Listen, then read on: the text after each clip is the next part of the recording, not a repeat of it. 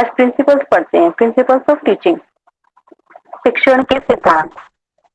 ये दो टाइप के होते हैं mainly, general principles and psychological principles, as you can see on the screen. तो इनको बारी बारी से जानते हैं।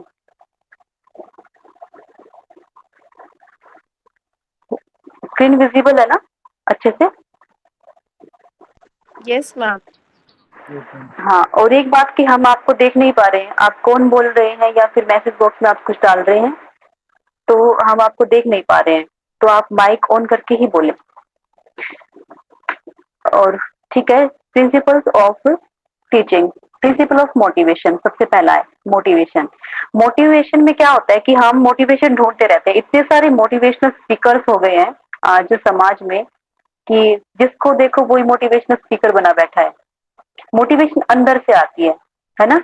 आप बिलीव करते होंगे इस बात को।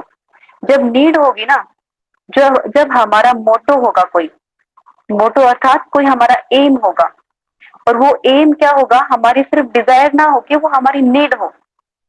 ऐसा नहीं कि हमने सिर्फ चाह लिया, सिर्फ हमने चाह लिया कि हमें नेट क्लियर करना है, हमने सिर्फ चाह लिया कि हमें जेआरएफ क्लियर करना है, लेकिन वो अगर नीड नहीं बना, वो इच्छा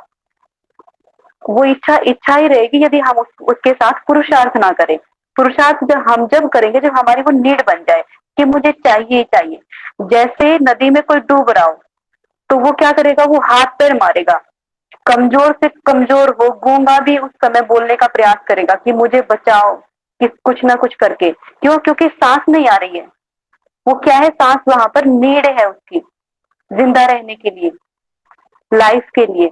तो ऐसी नीड जब बन जाता है कोई हमारा मोटो, हमारा एम, तब वो क्लियर होना ही होना है। नेट हो, जेआरएफ हो, आईएएस हो, कुछ भी हो, तो वो क्या है, नीड हमें मोटिवेट करती है ना? तो प्रेरणा अंदर से आती है, मोटिवेशन। अब जब अंदर से बच्चा प्रेरित नहीं हो रहा हो तो टीचर उसको क्या करेगा, टीचर उसके लिए मोटो सेट करेगा, उसको बताएगा कि आपको क्या बनना है, आप कितने जो विशेष हैं। और जैसे कि इसमें योग के विद्यार्थी हैं, हम तो पढ़ते रहते हैं कि मानव जन बड़े भाग पावा मनुष्यतन।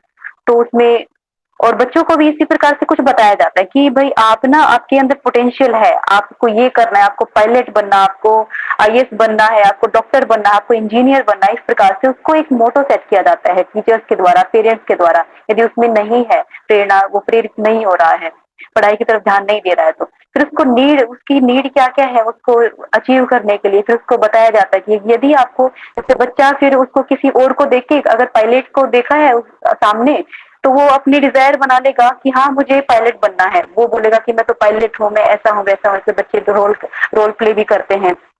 तो उसी प्रकार से फिर वो टीचर है और पेरेंट्स है उसको मोटिवेट करते हैं। पायलट उसको बताते हैं कि पायलट की दिनचर्या ऐसी होती है बेटा, पायलट का बिहेवियर ऐसा होता है, पायलट ये करता है, पायलट वो करता है। तो वो क्या है, उसको नीड बता रहे हैं। तो इसी प्रकार से टीचर भी अपने स्टूडेंट्स को मोटिवेट करता है। तो हम टीचर बनने जा रहे हैं, हम उसके ये प्रिंसिपल्स पढ़ रहे हैं। क्यों? क्योंकि ये हमारे भीतर भी होने चाहिए। हमें मोटिवेट करना है, खुद को भी मोटिवेट करना है, औरों को भी मोटिवेट करना है। और क्लास को तो फिर हम कर ही लेंगे जब हम बन जाएंगे। तो principles of activity, learning by doing. अब प्रिंसिपल्स ऑफ एक्टिविटी की करके सीखना, करके सीखने का सिद्धांत है। तो करके सीखने का सिद्धांत लर्निंग बाय डूइंग में दो मेन नाम आते हैं, आप नोट कर लें। पहला तो है फ्रोबिल का आता है, फ्रोबिल है, FROEBALE, ऐसा कुछ है। तो उसमें फ्रोबिल है, फ्रोबिल ने किंडरगार्टन की विधि दी थी, किंडरगार्टन, ये भी आप नोट कर सकते हैं। और यदि आपके बाद में भी इसको विस्तार से करवा दिया जाएगा, अगर सिलेबस में तो नहीं है फिर भी करवा देंगे। तो किंडरगार्टन की इन्होंने विधि दी थी, मोटा मोटा आप नोट कर दे चले साथ साथ में कि। और फिर उन्होंने किया था, उन्होंने कहा था कि किंडर, किंडर किसको कहा था कि उन्होंने कहा था किड, तो मतलब किड्स होते हैं जो हमारे बच्चे होते हैं। गार्डन, गार्डन की मतलब जो विद्यालय होता है ना, वो बच्चों का गार्डन है, गार्डन में क्या होता है, पौधों का जो सैपलिंग्स होते हैं उनकी जो बीज बोया जाता है, उसको सींचा जाता है, उसका ध्यान रखा जाता है, खाद पानी सब कुछ अच्छे से उसका रखा जाता है, न्यूट्रिशन का भी ध्यान रखा जाता है। धीरे धीरे वो बड़ा होता है, फिर उसमें ऐसा ये देखा जाता है कि कोई पक्षी है, कोई जानवर है उसको नष्ट ना कर दे, मतलब पूरा ध्यान रखा जाता है उस पेड़ का। तो इसी प्रकार से जो फ्लोबिल है, फ्लोबिल कहते हैं कि जो बच्चा होता है वो एक पौधे की तरह होता है, और उसको हमें सींचना है, उसको हमें तैयार करना है, लेकिन वो खुद बढ़ेगा, बढ़ेगा खुद। हमें उसको सिर्फ उसकी जो रिक्वायरमेंट है वो फुलफिल करनी है, उसको रिक्वायरमेंट उसकी फुलफिल करनी है, उसको देनी है जिस जिस चीज की रिक्वायरमेंट है, वो बढ़ेगा खुद ही अपने आप। हम पेड़ को खींच के नहीं बढ़ाते, वो खुद ही बढ़ता है, उसको न्यूट्रिशन दिया जाता है। तो ऐसे ही करते हैं, वो कहते हैं कि बच्चा है करके सीखता है, बच्चा एक्टिविटी करके सीखता है। तो उन्होंने किंडरगार्टन उसमें विधि में अपने विद्यालय में बच्चों को करके सीखने का सिद्धांत सिखाया, और बहुत बच्चों के लिए बहुत सारी फैसिलिटीज ऐसी प्रोवाइड करवाई कि उन्होंने जैसे पेंटिंग है, चित्रकारी है, और सिलाई है, कढ़ाई है, बुनाई है, इस प्रकार से उन्होंने एक्टिविटीज जो होती है ना, एक्टिविटी बेस्ड जो लर्निंग होती है, कुछ ऐसा व्यवसाय होता है, उसको उसके ऊपर उन्होंने बल दिया और उसको उन्होंने प्रमोट किया। फिर आगे उन्हीं के जो सिद्धांत था, उसी के सिद्धांत को लेकर मारिया मोंटेसरी ने मॉन्टेसरी विधि जो दी थी, Montessori Vidhi is given by Maria Montessori based on the Froebel. तो ये भी आप नोट कर लें।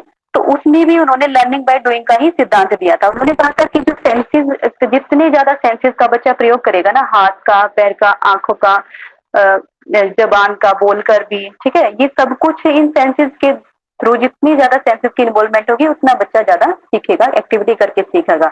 और इसके बारे में कोल डेन है, उन्होंने भी एक्सपीरियंस बेस्ड लर्निंग दी थी। बाकी यहाँ पर एक्टिविटी है तो आप फ्रोबेल और जॉन डेवी का भी यहाँ पर नाम आता है, उन्होंने भी लर्निंग बाय डूइंग दिया था, उसका भी नोट कर लेंगे।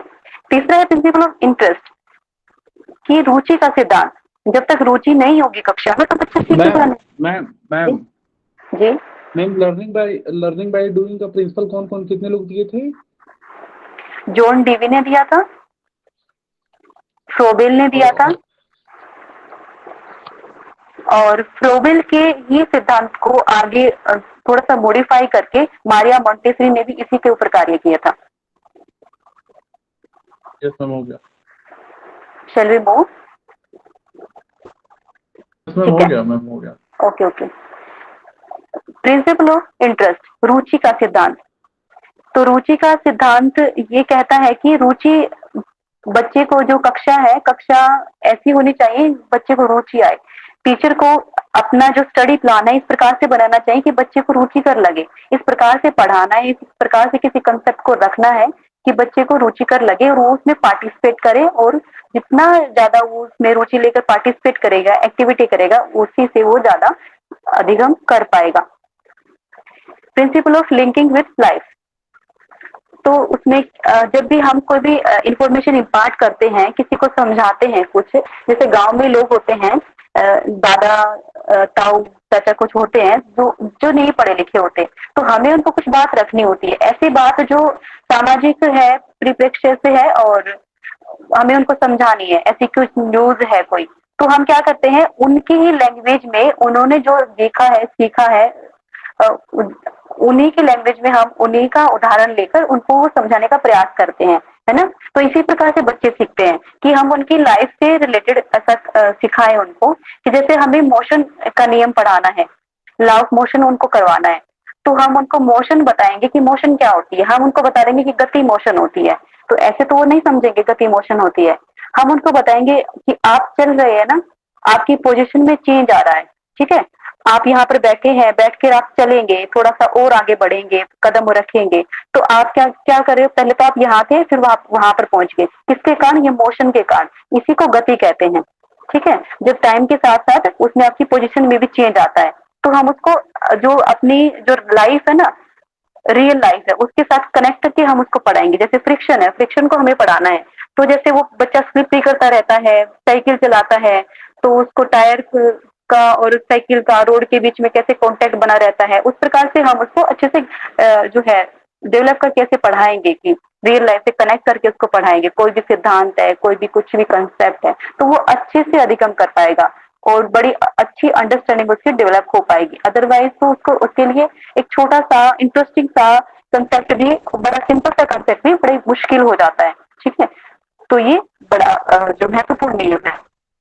आगे principle of definite M.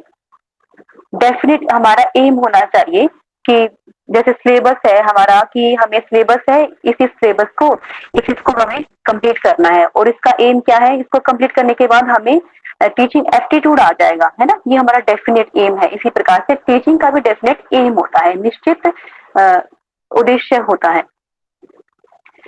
Principal of recognizing individual differences. अब इंडिविजुअल डिफरेंसेस होते हैं, everybody is unique in self. हर एक जो विद्यार्थी होता है, आप है, हम है, सभी जितने भी संसार में जीव हैं वो सभी अपने आप में यूनिक है। ठीक है, सबकी अलग अलग रिक्वायरमेंट्स हैं, सबका अलग अलग स्तर है, सीखने का भी स्तर अलग अलग है, कैसे वो चीजों को कैच करते हैं उसका भी स्तर है। ठीक है, वो अलग अलग स्तर है। तो उसी इंडिविजुअल जो डिफरेंसेस है सभी में, जो व्यक्तिगत अंतर है, उनको समझना आना चाहिए टीचर को, और उनके अनुसार जो उनकी नीड को, उनकी रिक्वायरमेंट को, उनकी जरूरतों को मीट करे, ऐसा उनको मेथड से पढ़ाना चाहिए। ऐसे जो टीचिंग डिवाइसेस है उनको यूज करना चाहिए, उस प्रकार से टॉपिक को प्रेजेंट करना चाहिए बच्चों के सामने। Now seventh is principle of selection. इसमें क्या है कि प्रिंसिपल ऑफ सिलेक्शन में हम क्या करते हैं कि हम सिलेक्टिव पार्ट पढ़ते हैं। अब टीचिंग के बारे में यदि ले लिया जाए, या साइकोलॉजी हम लें बच्चे की, या फिर कुछ भी हम ऐसा कोई टॉपिक लें, तो वो अपने आप में बहुत वास्ट होता है। यदि हम उसका डिटेल से स्टडी करने लग गए ना, तो एक छोटा सा टॉपिक, उसके पीछे भी कुछ साइंटिफिक एस्पेक्ट, साइकोलॉजिकल एस्पेक्ट और बिहेवियर एस्पेक्ट, सोशल एस्पेक्ट, बहुत सारे सब कुछ आ जाता है। लेकिन हमें क्या पढ़ना है उस क्लास के लिए, पर्टिकुलर क्लास के लिए, और पर्टिकुलर जो एज ग्रुप है बच्चों का, पर्टिकुलर जिस जिस जो है मास को हम फेस कर रहे हैं, जिन बच्चों को हम फेस कर रहे हैं, उनका क्या जो एम है, उस एम को ध्यान में रखते हुए हमें सिलेक्शन करना आना चाहिए कि हमें क्या पढ़ाना है, क्या नहीं पढ़ाना है, क्या छोड़ना है। अब ये है प्रिंसिपल ऑफ प्लानिंग। प्लानिंग में क्या होता है कि हमें प्लानिंग करनी है। हमें पता तो चल गया कि हमारा सिलेबस क्या है, सिलेक्ट कर लिया हमने सिलेबस को कि ये टॉपिक हमें करने हैं अपने क्लास के लिए। ठीक है, तो उसको हम टॉपिक को कैसे करेंगे उसकी भी प्लानिंग होनी चाहिए कि सिलेबस को ऐसे तो नहीं कि किसी भी टॉपिक को कैसे भी उठा लिया। सिलेबस को पहले यूनिट्स में डिवाइड किया जाता है, यूनिट्स में डिवाइड करके फिर देखा जाता है कि पहले किसको पढ़ाएंगे। इस प्रकार से पहली यूनिट है, दूसरी यूनिट है, तीसरी यूनिट है, ये प्लानिंग है, सब कुछ प्लानिंग में आ जाता है कि कौन सा मेथड यूज करेंगे किसको पढ़ाने के लिए। और फिर प्रिंसिपल ऑफ डिवीजन है। अब डिवीजन में भी वही आ जाता है कि किसको पहले पढ़ाएंगे, किसको बाद में पढ़ाएंगे। सरल से जटिल की तरफ जाना होता है। मैक्सिम्स जो हमने कल पढ़े थे, जो टीचिंग के सूत्र पढ़े थे, तो उसमें आता है कि सरल से जटिल की तरफ जाना है, नॉन से अननोन की तरफ जाना है, सीन से अनसीन की तरफ जाना है, कॉन्क्रीट से एब्स्ट्रैक्ट की तरफ जाना है। ये सब कुछ थे उसमें, है ना। तो उसका भी हमें ध्यान रखना है कि हम ऐसा तो नहीं कि जटिल को हमने पहले ले लिया है बाद में आसान है, कि पहले जटिल हो जाएगा तो हम बच्चा समझ ही नहीं पाएगा, इंटरेस्ट डेवलप नहीं होगा, तो अपनी लाइफ से कनेक्ट ही नहीं कर पाएगा। जो उसके पहले से नॉलेज है उससे तो बिल्कुल डिफरेंट हो जाएगा जो जटिल प्रक्रिया है। तो पहले हमें आसान से शुरू करना है, फिर धीरे धीरे थोड़ा थोड़ा जटिल करते हुए जाना है। पहले हमें जो हमें ज्ञात है, ज्ञात से शुरू करना है, फिर अज्ञात की तरफ जाना है। इस प्रकार से हमें डिवीजन करने भी आनी चाहिए। ये जो है विभाजन का सिद्धांत है। Principle of revision. अब हमें रिवीजन भी करना है, उसका पुनरावृत्ति भी करनी है। ठीक है, तो जो भी हम पढ़ेंगे, इसीलिए आपको बोला जाता है कि जब हम पढ़ते हैं तो उसमें क्या होता है कि वो कुछ ही परसेंट, जब तक स्क्रीन हमारे सामने रहती है, जब तक हम आवाज सुनते रहते हैं, जब तक हम उस वहां पर उसको सुनते रहते हैं, उसमें इन्वॉल्व रहते हैं, तब तक वो हमें याद रहता है। हमें लगता है कि हमें 100% आ गया, हमें 100% याद है। लेकिन कक्षा के बाद, एक दिन के बाद, 2 दिन के बाद वो बिल्कुल साफ हो जाता है। उसका 1% ही हमें याद रहता है 100 की बजाय। तो उसमें क्या रहता है कि हमें सिर्फ पता होता है कि हाँ ऐसा ऐसा कुछ सुना था, लेकिन उसके बारे में हम पूरा डिटेल से उसको यदि किसी को बताना हो तो वो नहीं बता सकते। तो हमें रिवीजन बहुत जरूरी है।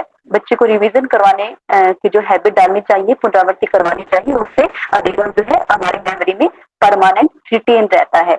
जो भी कंसेप्ट हमने पढ़ा होता है, अधिगम अच्छा होता है। तो 11th है 11th है principle of creation and recreation.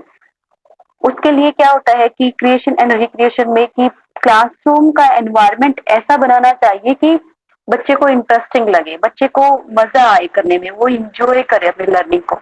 यदि उसको उसके ऊपर बर्डन बन गया तो वो डरेगा, भय खाएगा और क्लास में भी नहीं आएगा, वहां से बचने का प्रयास करेगा। तो ऐसा होना चाहिए एनवायरनमेंट कि बच्चे के फेवरेबल हो एनवायरनमेंट, और उसको उसकी जरूरत के अनुसार जो ऐसा नहीं कि एक एक बार जैसे कि सिटिंग प्लान है उसको एक बार सेट कर दिया दोबारा वो सेट ही नहीं होगा, कि वहां पर पंखा, एक सिटिंग प्लान लगा दिया वहां पर पंखा नहीं है बच्चे के ऊपर, उसको गर्मी लग रही है या फिर ऐसा कुछ उसको कंफर्टेबल नहीं फील हो रहा है, तो हम उसको रिक्रिएट भी कर सकते हैं, क्लासरूम को रिक्रिएट कर सकते हैं, उसका एनवायरनमेंट रिक्रिएट कर सकते हैं, ह्यूमरस भी होना चाहिए वो, ठीक है। इस प्रकार से क्लासरूम उसको क्रिएशन एंड रिक्रिएशन का सिद्धांत है। अब principle of democratic dealing, democratic dealing होनी चाहिए। यदि बच्चे को जो है सिर्फ इंस्ट्रक्शन ही देता रहे टीचर, तो क्या होगा, बच्चे ऊब जाएंगे, ऊब जाएंगे और बच्चे इतना पूरा उसके 100% अटेंशन वहां पर नहीं दे पाएंगे, वो चाह कर भी सीख नहीं पाएंगे उस चीज को। यदि ऐसा हो कि हम आपको बोले कि आपको बोलना नहीं है बिल्कुल भी, आप सुनते जाएं, सिर्फ आपको डाउट हो तब भी आपको नहीं बोलना है, आप सिर्फ सुनते जाएं, तो ये क्या है, एक ये ऑटोक्रेटिक बिहेवियर हो गया हमारा, ठीक है, डेमोक्रेटिक नहीं हुआ। तो डेमोक्रेटिक में क्या है, आपको स्वतंत्रता हो, बोलने की स्वतंत्रता हो, आपको प्रश्न पूछने की स्वतंत्रता हो, आपको अपने डाउट्स रखने की स्वतंत्रता हो। आपने अभी तक इससे कंसेप्ट के बारे में जो भी सीखा है, अभी तक आपको जो भी पता है, आपको वो रखने की जो है स्वतंत्रता हो, आपको खुद को एक्सप्रेस करने की स्वतंत्रता हो, तभी जो है अधिगम अच्छा होगा। साइकोलॉजिकल प्रिंसिपल्स, अब साइकोलॉजिकल प्रिंसिपल्स में क्या है, ये उसी से रिलेटेड है, कुछ है, सब कुछ ऐसे ही है, थोड़ा सा साइकोलॉजिकल इसमें एस्पेक्ट आ जाता है। Principles of motivation and interest, तो उसमें भी था ये, इसमें भी है। तो मोटिवेशन एंड इंटरेस्ट, इंटरेस्ट होगा, रुचि होगी तभी वो मोटिवेट हो पाएगा, तो उसको उसके लिए टीचर को भी एफर्ट लगाने पड़ते हैं, पेरेंट्स को भी एफर्ट लगाने पड़ते हैं, उसके लिए ऐसा माहौल बनाना पड़ता है, उसको मोटो देना पड़ता है, कोई उसकी नीड बतानी पड़ती है और उसको बार बार मोटिवेट करते रहना पड़ता है, उसके उसके लिए उसको एक रिवार्ड भी देना पड़ता है। रिवार्ड इन द सेंस ऐसा नहीं कि उसको सिर्फ हम कुछ भी इनाम दे देंगे, उसके हर हर बात के ऊपर उसको इनाम दे रहे हैं, वो भी एक थोड़ा सा उसको नेगेटिव पर्सपेक्टिव उसके माइंड में बनाता है, लेकिन रिवार्ड की तरह से उसको शाबाश बोल देंगे, अच्छा कर रहे हो बेटा, इस प्रकार से, हाँ करते रहो, इस प्रकार से उसको मोटिवेट भी करते रहना है। प्रिंसिपल ऑफ रिक्रिएशन, अब रिक्रिएशन में क्या है, एनवायरमेंट क्लासरूम का हल्का होना चाहिए और ह्यूमरस होना चाहिए, बच्चे को इंटरेस्ट आए, इस प्रकार से होना चाहिए, बोरिंग ना हो। अब यहाँ पर ह्यूमरस, आप कहेंगे कि यहाँ पर तो ह्यूमरस है ही नहीं मैम, तो आप लोग तो सेल्फ मोटिवेटेड है, अब रात में बैठ के पढ़ रहे हैं, तो यहाँ पर ह्यूमरस ऐसा नहीं कि हम चुटकुला सुनाने लग जाएंगे, तो आप लोग सेल्फ मोटिवेटेड है, अडल्ट लर्नर है, उसके लिए अलग होता है। अब principle of repetition and exercise, ये भी जो है बच्चे के लिए, जो छोटे बच्चों के लिए ना, वो ज्यादा यूज किया जाता है रिपीटेशन एंड एक्सरसाइज। हालांकि आवश्यक तो सभी के लिए है, लेकिन टीचर उसी के ऊपर इंसिस्ट करेगा जब बच्चा जो है खुद से मोटिवेटेड ना हो, खुद से उसको पता ना हो कि उसके लिए क्या करनी है, क्या ना, जो त्याज्य है, ठीक है। तो ये सब कुछ उसी में होता है। तो हमारा जो है, हम खुद से मोटिवेटेड है तो हमें रिपीटेशन करना आना चाहिए कि आज मैम ने पढ़ा दिया तो मैं इसको दोबारा से मैं एक बार रिपीट कर लूं, क्लास के जस्ट बाद इसको रिपीट कर लूं और सोने से पहले, और जब क्लास शुरू होने वाली उसके बाद, उससे पहले भी थोड़ा सा इसको रिपीट कर लूं, ताकि जब हम जितनी ज्यादा रिपीट करेंगे, पुनरावृत्ति करेंगे, एक्सरसाइज करेंगे, उसका अभ्यास करेंगे, जैसे मैथ्स के क्वेश्चन हैं, गणित के सम है, उसको जब हम देखते हैं, बार बार उसकी प्रैक्टिस करते हैं, तो उसके ऊपर कमांड आती है, वरना तो बहुत मुश्किल हो जाता है एक फॉर्मूले के ऊपर भी काम करना, है ना। तो इसी प्रकार से रिपीटेशन और एक्सरसाइज का नियम भी बहुत महत्वपूर्ण है। Principle of encouraging creativity and self expression, तो उसको जो क्रिएटिविटी है और जो सेल्फ एक्सप्रेशन है, बच्चा, हमने कुछ बता दिया कि इस मेथड से बच्चों इस जो है, ये सम है ना, मैथ्स का सम है, आपको इस प्रकार से एडिशन होगी, इसकी इस प्रकार से मल्टीप्लीकेशन होगी, ठीक है, आपको इस प्रकार से करना है, A+B का सिद्धांत इसमें लगेगा। लेकिन बच्चा क्या कर रहा है, उसको आंसर, वो पूछता है कि आंसर क्या है इसका, तो आंसर हमने बता दिया कि आंसर ये है, तो किसी और मेथड से, किसी और फॉर्मूले से, अपने खुद के ही क्रिएटिव माइंड से वो आंसर निकाल लाता है, लेकिन हमने जो बताया था उससे नहीं निकालता वो। तो हमें उसको एनकरेज करना चाहिए कि हाँ आपने ये किया है, बहुत अच्छा किया है। किस प्रकार से किया, तो उसको जो सेल्फ एक्सप्रेशन करने की भी उसको छूट मिलनी चाहिए, और उसको जो क्रिएटिविटी है उसको भी एनकरेज करना चाहिए। हाँ आपने बहुत अच्छा किया है, क्योंकि एक ही सम को सोल्व करने के कई सारे फॉर्मूले हो सकते हैं। ये भी जो पहले से फॉर्मूला ईजाद किया है वो भी किसी इंसान ने बनाया है, वो बच्चा बना रहा है, तो कर सकते हैं। कई बार हो सकता है उसका माइंड ज्यादा काम कर रहा है उसमें। तो इसी प्रकार से principle of sympathy and cooperation. और सिंपैथी एंड कोऑपरेशन में क्या है कि जब बच्चा सीखने में कमजोर है, या फिर उसको नहीं, वो कोशिश कर रहा है, पुरुषार्थ कर रहा है, लेकिन वो जो रिजल्ट मिलने चाहिए, जो एक्सपेक्टेड रिजल्ट हैं, वो उसको नहीं मिल पा रहे हैं, ऐच्छिक परिणाम नहीं मिल पा रहे हैं उसको, तो क्या करेगा टीचर, उसको सिंपैथी देगा कि हाँ कोई बात नहीं, आपने पुरुषार्थ किया है, आगे और करो आप, धीरे धीरे ही आप ऐसे प्रकार से आपके जो है इसके ऊपर कमांड हो जाएगी, मास्टरी हो जाएगी, आप अच्छा कर सकते हो, आप और बेहतर कर सकते हो। तो और जो उसमें वो अटकता है कहीं पर, उसको सोल्व करना नहीं आता है किसी सम को, तो उसको हेल्प भी करनी चाहिए, हमें कोऑपरेट करना चाहिए। कोऑपरेशन के उसमें एक वो आता है कि कोहलबर्ग, शायद कोहलबर्ग हुए हैं, उन्होंने नियम दिया था कि बच्चे को कोऑपरेट करना, प्रोक्सिमल प्रोक्सिमल जोन दिया था उन्होंने, ऐसा कुछ, जो समीपस्थ विकास का क्षेत्र दिया था, प्रोक्सिमल डेवलपमेंट दिया था, प्रोक्सिमल जोन ऑफ डेवलपमेंट, कि बच्चे को उन्होंने कहा था कि बच्चा जो है ना, एक जैसे कि 99% वो कर लेता है, लेकिन 1% वो फेल हो जाता है, तो क्या करता है पिता, पिता उसको हेल्प करता है या टीचर उसको हेल्प करता है कैसे वो 1% की भी कमी को पूरा करे, कि उसको कोऑपरेशन हो जाता है, फिर समीपस्थ विकास का क्षेत्र हो जाता है कि वो उसको हेल्प करता है उसमें। ठीक है, तो कोऑपरेट करना होना चाहिए, कि ऐसा नहीं कि वो आपने जो है तानाशाह की तरह उसको बता दिया कि नहीं आप करो और आपको ही करना है, हम हेल्प नहीं करेंगे। तो लर्निंग उसकी हेल्प करनी चाहिए।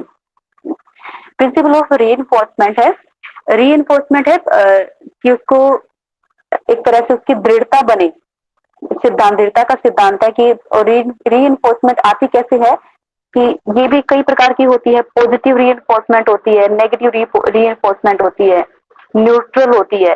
तो इसी प्रकार से कि बच्चे को जब वो नहीं सीख पा रहा है, या फिर वो आगे चलने के प्रयास कर रहा है और वो नहीं कर पा रहा है, तो उसके लिए आप उसको पॉजिटिव फीडबैक देंगे। उसको फीडबैक जब हम देते हैं ना, तो उसको थोड़ा सा उत्साह मिलता है, प्रोत्साहन मिलता है, तो वो आगे बढ़ता है।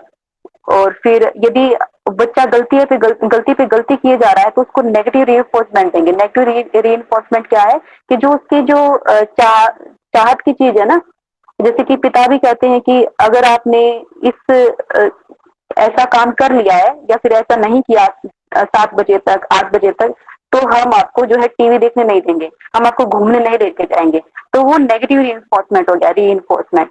तो उसमें क्या करेगा बच्चा, उसको काम को पूरा करने का प्रयास करेगा, ताकि वो 8 बजे पापा के साथ घूमने जा सके। तो ये रीइंफोर्समेंट है, एक रिवार्ड उसको दिया जाता है इनडायरेक्टली वे से। Principle of imparting training to senses.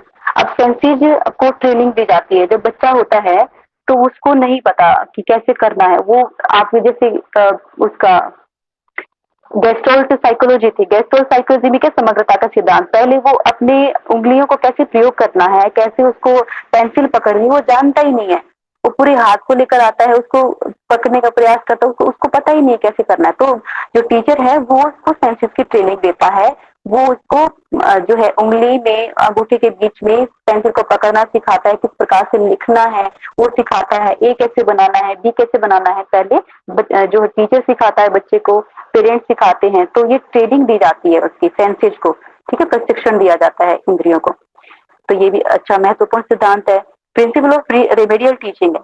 Remedial teaching में है कि जब बच्चा सीख नहीं पा रहा है, कहीं पर कमी आ रही है उसकी, हमने एवेल्युएशन किया, हमने उसका टेस्ट लिया, लेकिन बच्चे को समस्या आ रही कहीं पर, ठीक है, तो हम उसके रेमेडियल करेंगे टीचिंग, कि एक तरह से समाधान शिक्षण है कि समाधान करेंगे उसका, किस प्रकार से वो सीख सकता है, उसकी एक्स्ट्रा क्लास लगाएंगे या फिर कोई दूसरा मेथड उसके लिए अप्लाई करेंगे, या फिर बच्चे से पूछेंगे किस प्रकार से बच्चे की लैंग्वेज में उसको समझाने का प्रयास करेंगे, उसकी मदर टंग में उसको समझाने का प्रयास करेंगे। किसी भी प्रकार से कोई भी टेक्निक अपना के हम उसकी कमी को दूर करते हैं। जब कमी को दूर करते हैं, उसकी समस्या का समाधान करते हैं, उसको जो गोल है उससे मीट करने के लिए उसकी रिक्वायरमेंट को पूरी करते हैं किसी मेथड के थ्रू, तो वो रेमेडियल टीचिंग कही जाती है। अब ऑब्जेक्टिव्स ऑफ लर्निंग है, इसमें ब्लूम टैक्सोनॉमी है, मैं लिख लेती हूँ। ठीक है, ऐसा करते हैं, जो मेथड्स है ना, मेथड्स हम कल कर लेंगे, अभी तो सिर्फ ऑब्जेक्टिव ही हो पाएगा ताकि क्वेश्चंस ही आप ले पाए और समय पर कक्षा समापन हो जाए। ऑब्जेक्टिव्स ऑफ टीचिंग, उद्देश्य क्या है? पहले हमने ऑब्जेक्टिव्स पढ़े थे, आपको याद होगा, वो किसके ऑब्जेक्टिव थे? एजुकेशन के, ठीक है, शिक्षा के ऑब्जेक्टिव थे वो। अब ये शिक्षण के उद्देश्य हैं। क्या है इसके ऑब्जेक्टिव?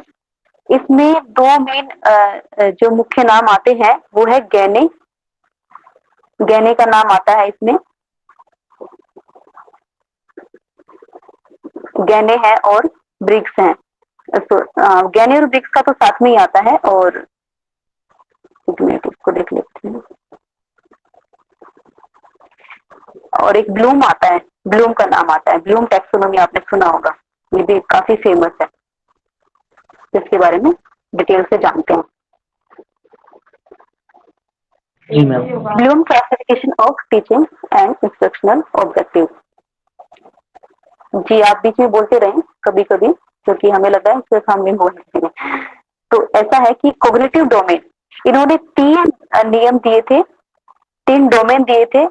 तो यदि आपने सुना है तो आप बताएं हमें कि 3 डोमेन कौन कौन से इन्होंने दिए थे।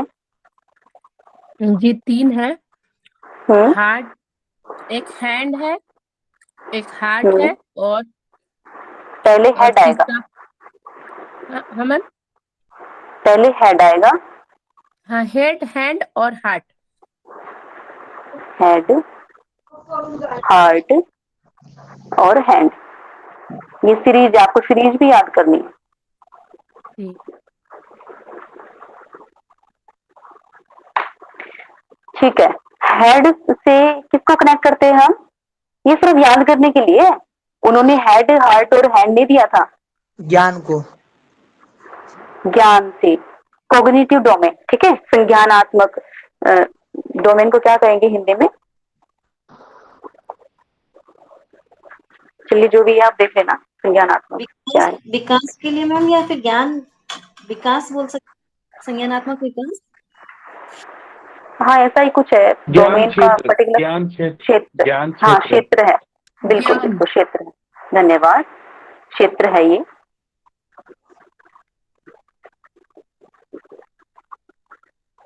संज्ञानात्मक क्षेत्र है ये, संज्ञानात्मक भी कहते हैं इसको, ज्ञान भी कहते हैं। ज्ञान तो नॉलेज हो गया, संज्ञानात्मक बोलेंगे इसको, ठीक है। और ज्ञान है ये, कि पेंसिल बार बार लॉस हो जा रही है। नॉलेज, कोग्निटिव डोमेन में, अब कोग्निटिव डोमेन है, अफेक्टिव डोमेन है दूसरा, जिसको हम हार्ट से रिलेटेड करते हैं। क्यों? क्योंकि इसमें फीलिंग्स के बारे में डिस्कस किया जाता है, फीलिंग्स का जो मैटर होता है वो। और फिर तीसरा है साइकोमोटर डोमेन, गतिशीलता का जो क्रियात्मक का सिद्धांत होता है, क्षेत्र होता है। तो उसमें क्या है, उसमें हैंड, हैंड लिया गया, क्यों? क्योंकि हमें क्रिया करनी है, ठीक है, उसके थ्रू सीखा जाता है। तो इन्होंने टीचिंग के ये जो दिए हैं। अब कोग्निटिव डोमेन के बारे में जानते हैं। ब्लूम टैक्सोनॉमी में बेंजामिन ब्लूम हुए हैं, बेंजामिन ब्लूम इनका पूरा नाम है। तो बेंजामिन ब्लूम ने ये सिद्धांत दिए हैं कि किस किस प्रकार से ये स्टेप्स दिए हैं, ऐसे बच्चा सीखता है। पहले वो ज्ञान को अर्जित करेगा। तो ज्ञान में क्या आ जाता है? ज्ञान में फैक्चुअल नॉलेज आ जाती है, ठीक है, ज्ञान में फैक्चुअल नॉलेज आ जाती है। जो भी, जैसे कि कोई तिथि है, किसी के नाम है, कोई पर्टिकुलर प्लेस है, ऐसे, या फिर सिद्धांत है, फॉर्मूलेज है, वो इसमें आ जाते हैं, ठीक है। फिर उसको सीखता है, मतलब उसको समझता है। जैसे हमारे स्मृति स्तर में था, पहले मेमोरी आई, हमें रोड मेमोराइजेशन था उसमें, फिर हमें अंडरस्टैंड किया उसको। अब अंडरस्टैंडिंग का जो है वो किससे रिलेट हो रहा है? वो कॉम्प्रीहेंशन से। हम उसको अंडरस्टैंड करेंगे अब ज्ञान को, ठीक है। उसके बाद ज्ञान को अंडरस्टैंड करते हैं। और फिर हम करते हैं अप्लाई करते हैं उसको। अंडरस्टैंड हमने कर लिया, कोई भी नियम है हमें उसका पता चल गया कि इस प्रकार से जैसे थ्योरी होती है, एक्सपेरिमेंट करते हैं उसकी थ्योरी होती है, उसके बारे में हमें पता चल गया कि ये इक्विपमेंट चाहिए होते हैं और ये रूल है, ठीक है। तो इस प्रकार से हमें नॉलेज होगी उसकी। फिर हमने कॉम्प्रीहेंड किया उसको, हमने इसको अंडरस्टैंड किया कि नियम तो है ये नियम काम कैसे करेगा। तो उस प्रकार से हमने काम करने का उसको अंडरस्टैंड किया किस प्रकार से ये काम करता है। फिर हमने इसको अप्लाई भी करके देखा, जो भी हमने सीखा है अभी तक, जो भी हमने समझा है उसको हमने अपने जीवन में अप्लाई किया। जीवन में अप्लाई करने के बाद एनालिसिस किया उसका, उसको टुकड़ों में तोड़ तोड़ के, जैसे एनालिसिस का मतलब होता है कि पार्टीशन करना, ठीक है। पार्टीशन करके हमने उसको सीखा, अच्छे से समझा उसको, पार्ट में डिवाइड करके। अब उन सभी पार्ट्स को लेकर, ये जो सभी पार्ट्स थे उनको कंबाइन करके हमने फिर सिंथेसाइज किया और एक होल पार्ट हमें, एक होल सिस्टम हमें मिल गया, ठीक है। जैसे पार्ट एनालिसिस किया हमने, एनालिसिस में क्या किया हमने, अपने जो सिस्टम्स हैं, जैसे तंत्रिका तंत्र है, नर्वस सिस्टम है और डाइजेस्टिव सिस्टम है, पाचन तंत्र है, ठीक है। इन सभी को हमने अलग अलग करके देखा, इनको अलग अलग करके समझा और इसमें क्या क्या मेथड्स होते हैं, किस प्रकार से कार्य करता है, उसको अपने जो है खुद के ऊपर भी अप्लाई करके देखा। फिर उसमें क्या है कि एनालिसिस करने के बाद हमने जब इनको तंत्रों को सभी को साथ में समझ गया, फिर हम कैसे ये हमारी बॉडी में बॉडी को बनाते हैं, एक बॉडी को ये किस प्रकार से ये तंत्र बनाते हैं हमने वो भी सीखा। फिर वो जब सिंथेसिस हमने जब किया, पूरे को समझा, तब ये सिंथेसिस हो गया, पार्ट्स को एडिशन किया, ठीक है। तो एडिशन का जहाँ पर नाम आ जाए, बनाने का जहाँ पर नाम आ जाए, निर्माण की जो जब बात आ जाए, किसी प्रकार से इनडायरेक्टली क्वेश्चन भी पूछ लिया जाता है, वहां पर सिंथेसिस होगा। और फिर उसके बाद में हमने मूल्यांकन किया, ठीक गलत का मूल्यांकन किया, ठीक है। तो उसमें अब इसके बाद क्या है कि इसमें प्रश्न कैसे बनता है वो देख लेते हैं। इसमें प्रश्न ऐसे बनेगा कि जो ब्लूम टैक्सोनॉमी है उसमें कौन से स्टेप, जो एनालिसिस है वो एनालिसिस पहले आता है या सिंथेसिस पहले आता है, तो इस प्रकार से पूछ लिया जाता है। इवेल्युएशन कौन से नंबर पर आता है ये भी पूछ लिया जाता है। कॉम्प्रीहेंशन कौन से नंबर पर आता है ये भी पूछ लिया जाता है। या फिर ये सभी के नाम दे देंगे आपको और फिर आपको कहेंगे कि आप इनको ना सीरीज में लगाएं, आप इसको जो है इंक्रीजिंग ऑर्डर में लगाएं, डिक्रीजिंग ऑर्डर में लगाएं, आरोही क्रम में लगाएं, अवरोही क्रम में लगाएं। इस प्रकार से इससे प्रश्न पूछ लिया जाता है, आप ध्यान रखेंगे। अब ये जो है, आप देखिए, आप देख पा रहे होंगे इसको, ये जो है प्रोसेस को दर्शाता है ना, सिंथेसिस है, इवेल्युएशन है, ये प्रोसेस है, प्रक्रिया है, ठीक है। अब इसमें क्या है, आगे है एक साइंटिस्ट हुए हैं रॉबर्ट एम डेविड है, सॉरी डेविड कार्थले होता है, शायद कार्थले है, डेविड कार्थले। तो डेविड है वो बेंजामिन ब्लूम है ना, उन्हीं के शिष्य हुए हैं डेविड। तो डेविड ने क्या किया है, उन्हीं के जो उनके जो गुरु थे बेंजामिन ब्लूम ने जो दिया थे सिद्धांत, उसी को इन्होंने थोड़ा सा मॉडिफाई किया। उसको वो जो प्रोसेस में था ना, जो सिंथेसिस था, इवेल्युएशन था, जो प्रोसेस में था, उसको नाउन में चेंज कर दिया। रिमेम्बरिंग क्या है, याद करना, वो एक मतलब वो एक नाउन है। रिमेम्बरिंग, अंडरस्टैंडिंग, अप्लाइंग, एनालाइजिंग, है ना, उसमें जेरेंड एक तरह से उसको आईएनजी जोड़ दिया उसमें। ये सभी इसी में है। रिमेम्बरिंग से हम उसको नॉलेज को लेंगे, अंडरस्टैंडिंग से हम उसको, हाँ जी मैम इसको भी याद करना होगा क्या? इसको याद करने की आवश्यकता नहीं है, लेकिन ऐसा पूछ लिया जाता है। ब्लूम देखो को जो है इसमें, तो हाँ हाँ सीक्वेंस से पूछ देगा, तो क्या इनका भी सीक्वेंस से पूछ देगा? ओके ठीक है, अब आप माइक ऑफ करें, बस सुने ध्यान से बताते हैं इसमें प्रश्न कैसे बनता है। इसमें इसके बारे में, डेविड के बारे में पूछा नहीं जाता, बाई चांस पूछ ले, ये रेयर ऑफ रेयर चांस है, ठीक है, रेयर ऑफ रेयर बात है कि वो पूछ ले, ऐसा नहीं पूछा जाता नेट के पेपर में। लेकिन हमें पता होना चाहिए, ये सिर्फ आपकी नॉलेज के लिए है, ठीक है। तो ऐसा पूछ लिया जाता है कि नॉलेज का, कॉम्प्रीहेंशन का, एनालिसिस का किसने दिया, तो उसमें डेविड का नाम भी आ जाता है। आप प्रश्न में आगे भी देखेंगे, तो उसके लिए हम आपको पहले ऐसे एक्सप्लेन कर रहे हैं, ठीक है। और दूसरी बात क्या है कि कई बार ऐसे दे दिया जाता है कि रिमेम्बरिंग का, अंडरस्टैंडिंग का, अप्लाइंग का, इस प्रकार से जो सीरीज है वो किसने दी है, तो उसमें से भी ब्लूम का नाम दे देगा और फिर बाकी औरों का नाम देकर डेविड का नाम भी दे देंगे वो, ठीक है। फिर उसमें से आपको ऐसे एक्सपेक्ट किया जाएगा कि आप ब्लूम पे ही जाएंगे, क्यों, क्योंकि आपने ब्लूम के बारे में पढ़ा है, लेकिन क्योंकि ये सभी रिलेटेड भी आपस में कनेक्ट भी कर रहे हैं, क्योंकि नॉलेज को जो है, ज्ञान को, फैक्ट्स को याद किया जाता है, ठीक है। तो उस प्रकार से हमें पता होना चाहिए कि जो नाउन में की फॉर्म में आता है, नाउन की फॉर्म में जो सीरीज बनती है वो डेविड ने दी है, ब्लूम ने प्रोसेस की फॉर्म में दी है, ठीक है। एक्शन जो होता है एक्शन की फॉर्म में दी है। ये सिर्फ आपको पता करने के लिए है, ऐसा कुछ नहीं है कि सीरीज नहीं पूछता है इसकी, आज तक कम ही देखा गया, रेयर ऑफ रेयर चांस है, लेकिन फिर भी समझना चाहिए। फिर है कि इसमें एप्लीकेशन के लिए अप्लाइंग कर दिया उन्होंने, एनालाइज के लिए एनालाइजिंग। अब देखिए इसमें इवेल्युएशन ब्लूम में सबसे लास्ट में था इवेल्युएशन, ठीक है, और सिंथेसिस पहले था। यहाँ पर सिंथेसिस को क्रिएटिव कर दिया और सबसे लास्ट में रख दिया, इसको इवेल्युएशन को पहले रख दिया। तो आपको पता होना चाहिए कि जो ब्लूम की टेक्सोनॉमी है, ब्लूम टेक्सोनॉमी में सिंथेसिस सबसे लास्ट में आता है, इवेल्युएटिंग बाद नहीं, सिंथेसिस पहले आता है, इवेल्युएशन सबसे बाद में आता है। लेकिन जो डेविड ने दिया है उसमें इवेल्युएशन पहले आता है। थोड़ा सा यदि आप ध्यान कर लेंगे, उसमें इतना जो है पजल होने की आवश्यकता नहीं, ये भी याद करने पड़ेंगे, भूल जाएंगे इस प्रकार से, बस थोड़ा सा ध्यान कर दीजिए, याद रहेंगे आपको। आगे चलते हैं। अफेक्टिव डोमेन, ये फीलिंग से रिलेटेड है, इसीलिए इसको हार्ट की संज्ञा दी जाती है, कि आपको याद करने के लिए हेड, हार्ट और हैंड से याद करवाया जाता है।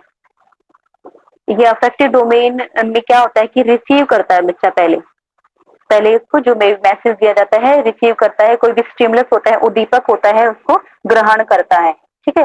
उसके बाद वो रिस्पॉन्ड करता है, उसके बारे में प्रतिक्रिया देता है। अब तीसरा है वैल्यूइंग, उसको उसकी वैल्यू को समझता है, वर्ड्स को समझता है, उसको वैल्यू देता है कि किस प्रकार से एक तरह से वो अप्लाई होगा।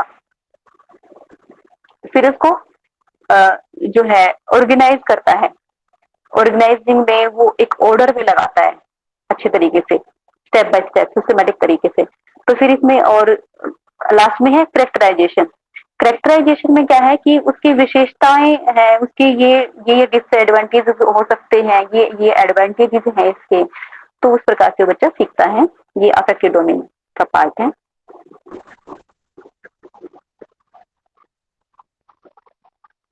साइकोमोटर डोमेन, ये गतिशील क्रिया संक्रियात्मक है, शायद संक्रियात्मक क्षेत्र है।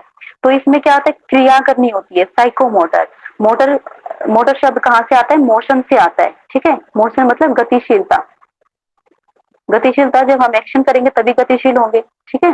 फिर समझने की आवश्यकता है इसमें। और फिर इसमें क्या आता है, इमिटेशन करके बच्चा सीखता है। सबसे पहले क्या करता है बच्चा, इमिटेट करता है। जो बचपन में वो देखता है, छोटा सा होता है, जब पेरेंट्स को देखता है कि पापा ऐसे शेविंग कर रहे हैं, तो वो क्या करता है, कोलगेट लगा के वो भी शेविंग करने का वो करता है, इमिटेट करता है पिता को, ठीक है। जो है माँ माँ कैसे कर रही है, माँ कैसे बोलती है, इस प्रकार से उनकी हैबिट्स को भी वो ग्रैब करता है, वो इमिटेट करता है, नकल करके सीखता है बच्चा, ठीक है। सबसे पहले नकल करता है, फिर उसको मैनिपुलेट करता है, और एक तरह से अपना जो कार्य है ना, उस कार्य के अनुसार उसको डेवलपमेंट भी करता है, मोल्ड भी कर लेता है, ठीक है। अब प्रिसीजन, फिर उसमें प्रिसीजन मतलब एक एक्यूरेशन आती है, मतलब उसमें एक तरह से करेक्शन ज्यादा आती है, एक तरह से हम सटीकता बोल सकते हैं इसको, सटीकता आती है उसकी, उसके व्यवहार में। उसके बाद सटीकता के बाद आर्टिकुलेशन है। अच्छा, इसको हिंदी में क्या बोलेंगे, प्री सीजन को नहीं, इसको आर्टिकुलेशन को हिंदी में क्या बोलेंगे, आप बताएं एक बार। स्पष्ट अभिव्यक्ति, अधिग्रहण, अधिग्रहण, ठीक है। हाँ, ये इसको प्री सीजन को स्पष्ट अभिव्यक्ति बोलेंगे। स्पष्टता जहां पर आती है, स्पष्ट वो अभिव्यक्त कर पाता है जो भी बिहेवियर उसने सीखा है इमिटेशन के द्वारा, मैनिपुलेशन के द्वारा, ठीक है। और आर्टिकुलेशन फिर उसकी अधिग्रहणता आती है, वो उसको अधिग्रहण कितना कर पाता है, कितना अपने बिहेवियर में उसको ला पाता है। तो स्पष्टता तो हो जाती है, तो फिर उसमें वो अपने व्यवहार में लाता है उसकी पुनरावृत्ति करके। फिर नेचुरलाइजेशन, कि वो अब क्या करता है, उसको अधिग्रहण करके अब वो उसकी हैबिट बन चुकी है, अब उसको प्रकृति बन चुकी है, अब वो उसको एफर्ट नहीं लगाने पड़ते किसी भी एक्शन को करने के लिए, वो स्वतः ही हो जाता है। जैसे कि हम उठते हैं, नहाते हैं, धोते हैं, ब्रश करते हैं, या फिर कुछ ऐसे डेली के कार्य होते हैं जो हम वैसे ही कर जाते हैं, अननोविंगली कर जाते हैं। क्यों? क्योंकि वो हमारा नेचर बन चुका है, हैबिट बन चुकी है वो। अब ये नेचुरलाइजेशन होता है, उसका प्रकृतिकरण होता है। अब गैने एंड ब्रिक्स है, गैने और ब्रिक्स की क्लासिफिकेशन है, ये एक हायरार्की सिस्टम उन्होंने दिया था गैने ने, इसको कुछ लोग गैगने भी बोलते हैं जी, इसमें साइलेंट है, आप कुछ भी बोल सकते हैं। तो इसमें इन्होंने 8 अपने सिद्धांत दिए थे, instruction objectives. According to this classification, the fall under one of the following categories: intellectual skills, cognitive strategies, verbal information, motor skills and attitude. अभी इन्होंने ना एक हायरार्की सिस्टम दिया था। हायरार्की सिस्टम क्या होता है, वो एक पदानुक्रम प्रक्रिया होती है, ठीक है। इन्होंने मेनली 8 दिए थे, एनसीईआरटी में यही मिलता है कि इन्होंने 8 दिए थे, बाकी यहाँ पर कम दिए गए हैं। किसी किसी बुक्स में ये 9 भी मिल सकते हैं, ठीक है। तो इन्होंने 8 कौन कौन से दिए थे? गेनिंग अटेंशन, अटेंशन गेन करता है, वो भी इसमें आ जाता है। देख लेते हैं क्या था आगे का, शायद स्लाइड में ये गड़बड़ हो गई होगी। तो एनसीईआरटी के अकॉर्डिंग जान लेते हैं। पहला इनका था सिंबोलिक, सबसे पहला इनका था सिंबोलिक, आप नोट करते जाएं।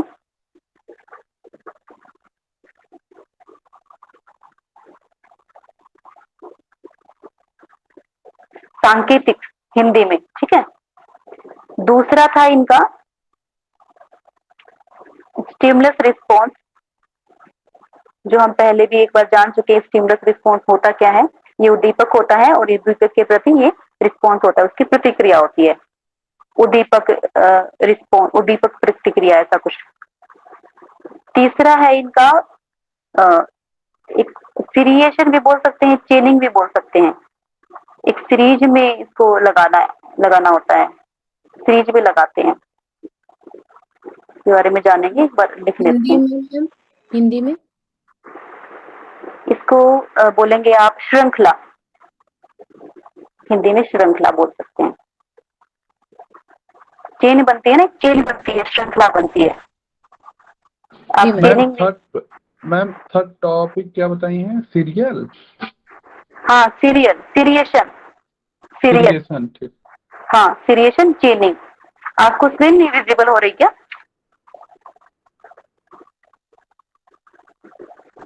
आपने स्क्रीन पे पिन नहीं किया है अभी तक, कैसे पढ़ रहे हो? नहीं मैम किए थे मैम, आप बोल रही थी तो हम लिख लेते, अभी स्क्रीन पे ध्यान दे तो लिखता है। अच्छा, ओके, ठीक है। आगे है इनका वर्ड एसोसिएशन या वर्बल लर्निंग भी बोल सकते हैं। वर्बल लर्निंग हम पूरा नहीं लिख रहे हैं, आप लिख लेना, ठीक है, बोल रहे हैं सिर्फ। वर्बल लर्निंग, इसको हिंदी में बोलेंगे मौखिक अभिव्यक्ति या फिर मौखिक अधिगम बोल सकते हैं। वर्बल लर्निंग, मौखिक अधिगम। पांचवा है हमारा, फिर वर्बल के बाद डिस्क्रिमिनेशन, डिफरेंशिएशन होता है ना, उसको डिस्क्रिमिनेट करते हैं, मल्टीपल डिस्क्रिमिनेशन लर्निंग है, ये भी बोल सकते हैं डिस्क्रिमिनेशन। और हिंदी में इसको बोल सकते हैं कि आंतरिक, जो उसमें अंतर करके सीखते हैं ना, आंतरिक अधिगम, ऐसा लिख सकते हैं आप, आंतरिक अधिगम। और 6th है कंसेप्ट लर्निंग, उसके बाद कंसेप्ट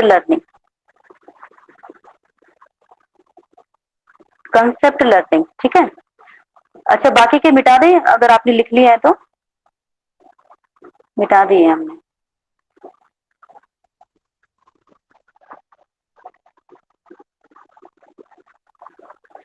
कंसेप्ट लर्निंग हो गया 6th। कंसेप्ट लर्निंग को हिंदी में हम बोलेंगे संप्रत्यय अधिगम।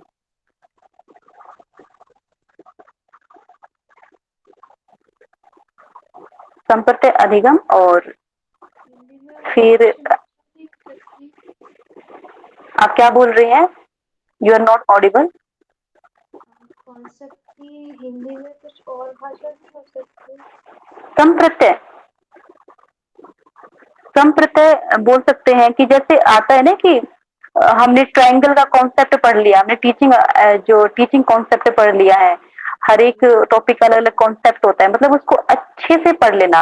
अब जैसे ट्रायंगल आपके सामने है या फिर कोई स्क्वायर आपके सामने है, या फिर हम जो सर्कल आपके सामने, ये सिर्फ क्या है, ये सिर्फ लाइनें नहीं है, ये सिर्फ पंक्तियां नहीं है, आपको पता है इसकी प्रॉपर्टी क्या होती है, इसको स्केल बोलते हैं, ये ऐसा होता है, इसकी भुजाएं समान होती हैं, इस प्रकार से उसके ये फॉर्मूले होते हैं, ये इसका कंसेप्ट है, इसके बारे में जो भी चीजें आती है, ठीक है, ये होता है, ये कंसेप्ट है। ये आपको समृत है, आप लिख लीजिए, समृत है, जो नाम पता होना चाहिए हिंदी में भी, जो टर्मिनोलॉजी है उसका भी महत्व है, उसको भी आपको पता होना चाहिए, कहीं भी आ सकती है। फिर आता है प्रॉब्लम सॉल्विंग। अब ये कंसेप्ट लर्निंग के बाद प्रॉब्लम सॉल्व करनी है आगे उसको।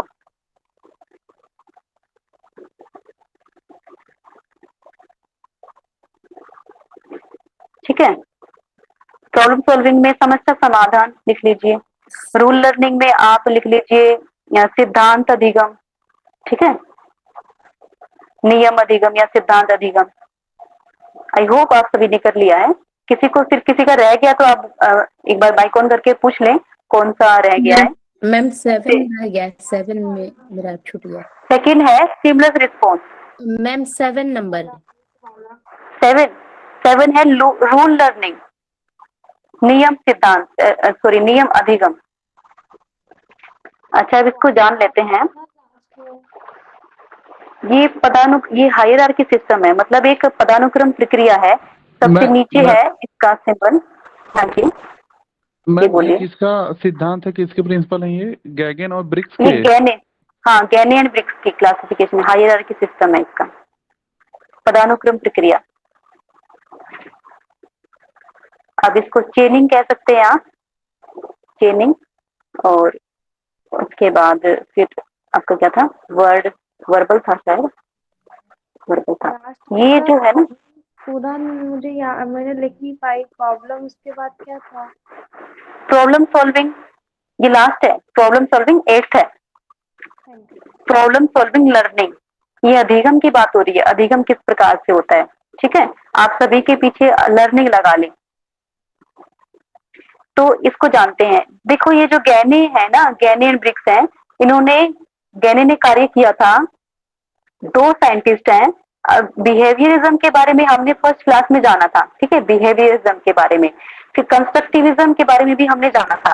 और जब इसके बारे में जाना था तो हमने बताया था कि बिहेवियरिज्म के जनक जो हैं कौन है, बताएंगे कोई?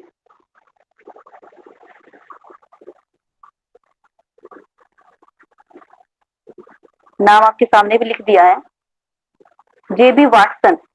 ठीक है, ये बिहेवियरिज्म के व्यवहारवाद के जनक है, जेबी वाटसन व्यवहारवाद के जनक। ठीक है, तो इनका जो इन्होंने दिया था अधिगम के लिए सिद्धांत, और कंस्ट्रक्टिविज्म के जो जनक हैं और उसमें जो आते हैं जीन पियाजे आते हैं, कोलबर्ग भी आते हैं, लेकिन जीन पियाजे का काफी इसमें मुख्य भाग है।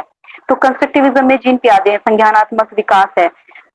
तो इन दोनों को मिक्सअप करके इन्होंने एक हायरार्की सिस्टम दिया। इन दोनों की शिक्षाओं पर काम करते हुए इन्होंने एक हायरार्की सिस्टम दिया।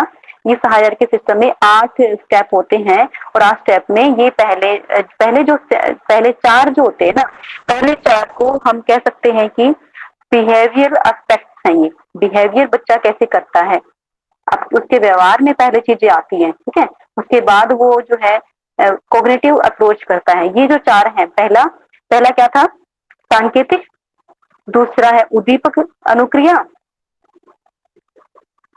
अनुक्रिया, और तीसरा है श्रृंखलाबद्ध अधिगम, तीसरा है मौखिक अधिगम, चौथा मौखिक अधिगम है। ठीक है, ये जो 4 जो आते हैं ना, कि पहले तो बच्चा क्या करेगा, संकेतों से समझाएगा। अब संकेतों से समझा के, जैसे स्टिमुलस रिस्पॉन्स, कोई भी उद्दीपक है, पिता कुछ कह रहा है तो उसका रिस्पॉन्स करेगा, माँ कुछ कह रही है उसका, तो ये उद्दीपक अनुक्रिया करेगा। उसके बाद क्या है, उसको सीरीज में जैसे चेन से लगाना, स्टेप बाय स्टेप लगाना आ जाएगा कि किस प्रकार से बोलना है, कौन से शब्द को पहले लेना है, कौन से उसको, मतलब किस प्रकार से एक्शन करना है, ये एक्शन की बात हो रही है। ठीक है, अब उसको क्या है, अपनी जो प्रतिक्रिया है, अपना जो बिहेवियर है, अपनी जो बात रखनी है उसको, और उसके लिए वो शब्दों का चुनाव भी करना शुरू कर देगा। ठीक है, ये चौथा स्टेप है, वर्बल लर्निंग है। वर्ड एसोसिएशन भी इसको बोल सकते हैं कि वर्ड का एसोसिएशन हो रहा है, उसको वो कनेक्ट कर पा रहा है। समय ज्यादा हो गया, तो उसमें क्या करता है कि वर्बल एसोसिएशन करता है, और उसके बाद जो बाकी के जो 4 स्टेप है ना वो कोग्निटिव में आ जाते हैं, संज्ञानात्मक एस्पेक्ट्स हो जाते हैं वो। और संज्ञानात्मक में होता क्या है कि बाकी के कौन से रह गए, डिस्क्रिमिनेट। अब उसको वर्बल तो पता चल गया, मौखिक रूप से वो बता सकता है, अपनी बात को रख सकता है। फिर डिस्क्रिमिनेट करना उसको आ गया कि ये चीज अच्छी है, ये चीज बुरी है, या फिर इसके पार्ट को डिस्क्रिमिनेट कर दिया कि ये इसके एडवांटेजेस हैं, ये डिसएडवांटेजेस हैं, इस प्रकार से मुझे ये पढ़ना है, ये करना है, ये नहीं करना है, ये डिस्क्रिमिनेट करना उसको आ गया। ठीक है। अब फिर 6 नंबर पे क्या है, उसको कंसेप्ट लर्निंग। अब उसके बारे में वो अच्छे से सीख गया कि ये जो स्केयर होता है ये सर्कल होता है, या फिर जो पिताजी ऐसा कर रहे हैं तो वो कर क्या रहे हैं, वो ये ऐसे ऐसी इस ऐसे प्रकार की एक्टिविटी वो कर रहे हैं, वो कर क्या रहे हैं। ठीक है, वो उसको अच्छे से कंसेप्ट लर्निंग हो गई उसकी।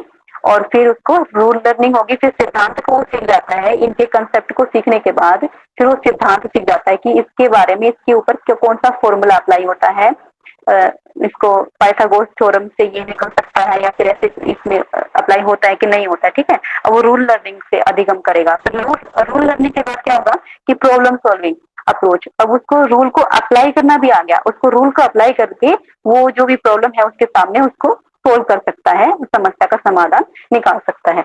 Without wasting any more time.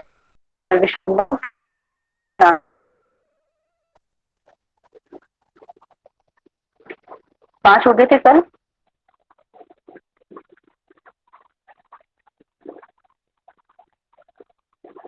अब आप बताएं, which of the following is sequence of different tables? I am unable to see your inbox. Then please speak out. ये सीक्वेंस दी गई आपको डिफरेंट लेवल्स ऑफ टीचिंग की, तो इसमें कौन सा ठीक इसकी सीक्वेंस है, किस सीक्वेंस में ये आएंगे, पहले कौन सा आएगा, दूसरा कौन सा आएगा, तीसरा कौन सा आएगा?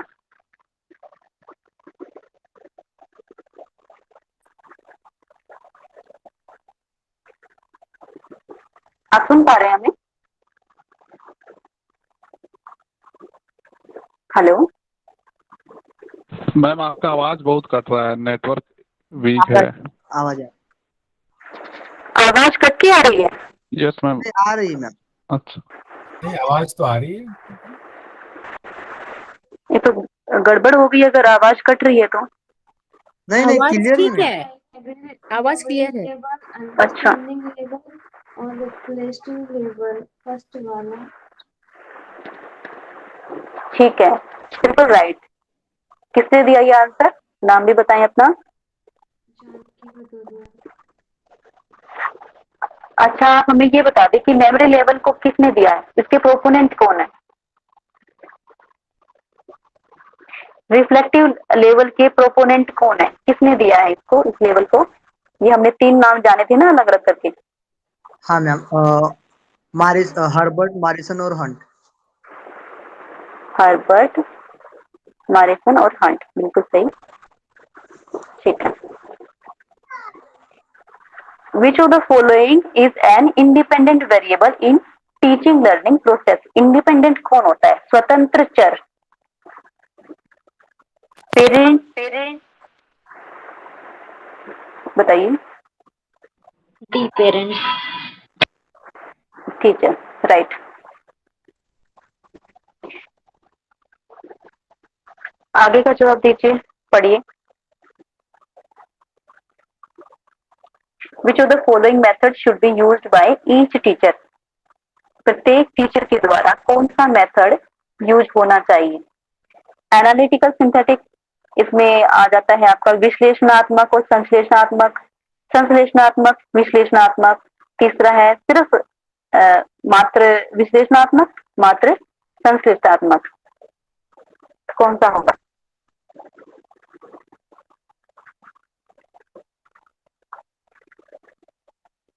ए मैम। क्यों, रीजन बताएं। मैम फर्स्टली वो पार्ट्स में समझाएगा, उसके बाद उसे होल में समझाएगा ना, पहले पार्टीशन कर करके समझाएगा। दैट्स ग्रेट, बिल्कुल सही है। पहले एनालिटिकल आता है, फिर सिंथेसिस आता है। पहले उसको पार्ट्स में डिवाइड करेंगे, फिर उसको ऐड करके सिंथेसाइज करके समझाएंगे, ठीक है। अब इसको मैच करो।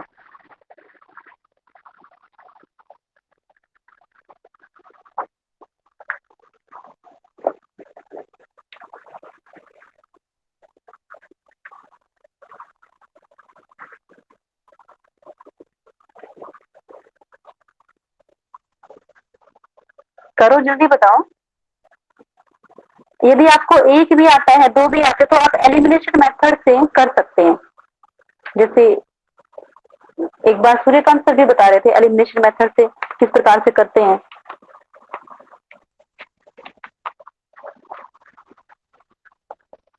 कि जो हमें पता है उसका देख ले हम, बाकी जो नहीं पता है उसका अपने आप ही ऐसा होता है कि जो पता होता है वो एक ही में होता है, एक ही ऑप्शन में। मैम ए। ए जान लेते हैं। फ्रॉम होल टू पार्ट किसने दिया था? गेस्टोल्ट ने। सेल्फ स्टडी डाल्टन ने। Training of senses Montessori. तो हमने डाल्टन का नहीं पढ़ा था, ठीक है, फिर भी आपने बता दिया किस प्रकार से, इसको देखकर, है ना, मांटेस्की को, हाँ, और गेस्टाल्ट, बिल्कुल सही।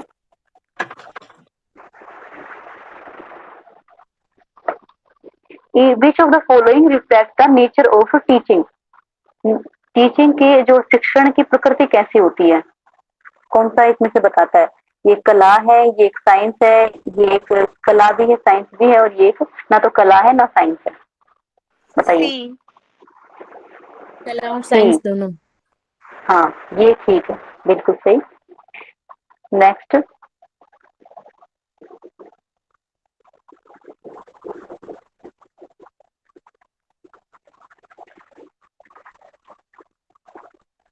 Which of the following orders are the three levels of teaching? Teaching के 3 लेवल कौन से हैं? 4 दिए गए हैं इसमें। A ma'am. A, first, second and third, बिल्कुल सही, कल हमने किया था।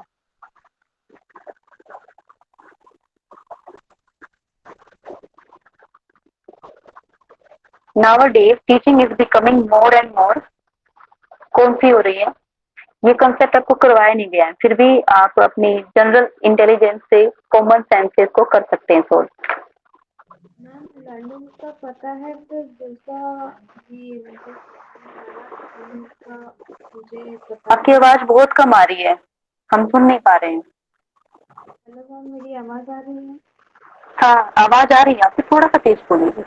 हाँ मैम, ये बोल रही हूँ कि लर्नर का पता है, पर दूसरा का वो मुझे केंद्र, हिंदी में बताएं। हाँ, लर्नर जो होता है बच्चा होता है, ठीक है, जो विद्यार्थी होता है, ये है विद्यार्थी केंद्रित, और ये है जो अनुदेशन करता है, मतलब टीचर मान लीजिए आप, शिक्षक केंद्रित, और ये है समूह केंद्रित, और ये है इनमें से कोई भी नहीं। तो इनमें से क्या होना चाहिए? टीचर आजकल, हाँ, विद्यार्थी केंद्रित होती जा रही है ना, विद्यार्थी की जरूरतों को ध्यान में रखा जाता है, टीचर के अकॉर्डिंग नहीं होता। अगर हिंदी में होता तो थोड़ा इजी होता है हमारे लिए। अच्छा, शिक्षण आधारित हो गया ना। अब इसमें, अच्छा ठीक है, अब आप कौन बोल रही थी, एक बार नाम बताएंगे आप अपना? जी मैं पूनम बोल रही हूँ, पूनम प्रसाद। पूनम प्रसाद जी, देखिए अब इसमें है ना, अब इसमें आपकी जो सेंसेस है ना, सेंसेस की ट्रेनिंग हो रही है। अभी हमने पढ़ा था ना कि टीचर क्या करता है, सेंसेस की ट्रेनिंग करवाता है।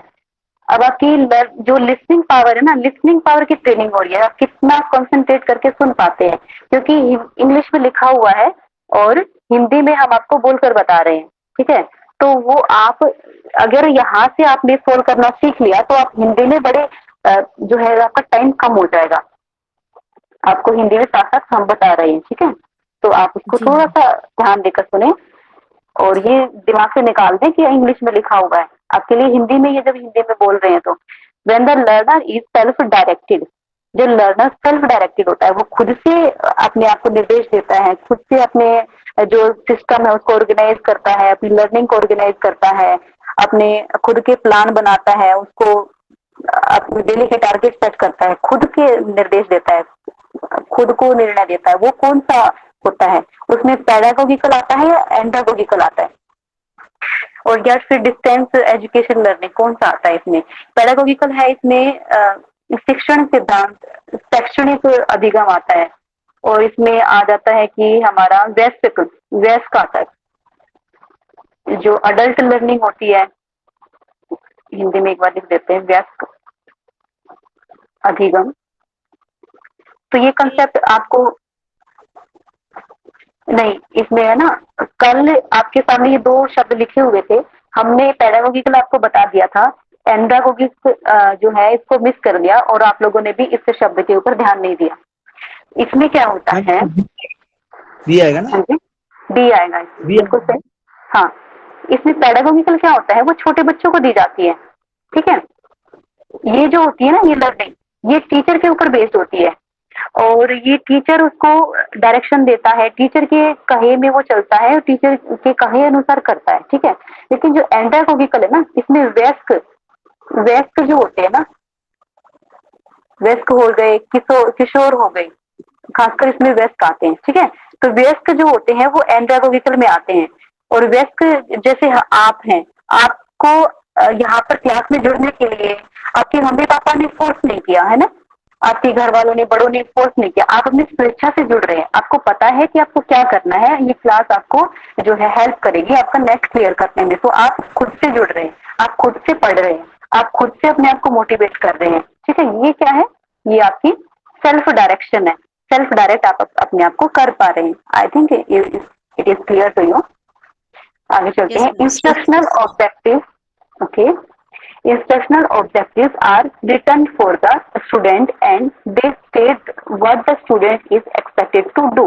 इसमें क्या है कि जो अनुदेशात्मक जो उद्देश्य होते हैं, पूनम जी ध्यान दीजिएगा, अनुदेशात्मक उद्देश्य होते हैं वो लिखे जाते हैं विद्यार्थी के लिए, ठीक है। They state what the student is expected to do, और वो बताते हैं अनुदेशात्मक उद्देश्य कि जो स्टूडेंट है उसको क्या करना है, ठीक है।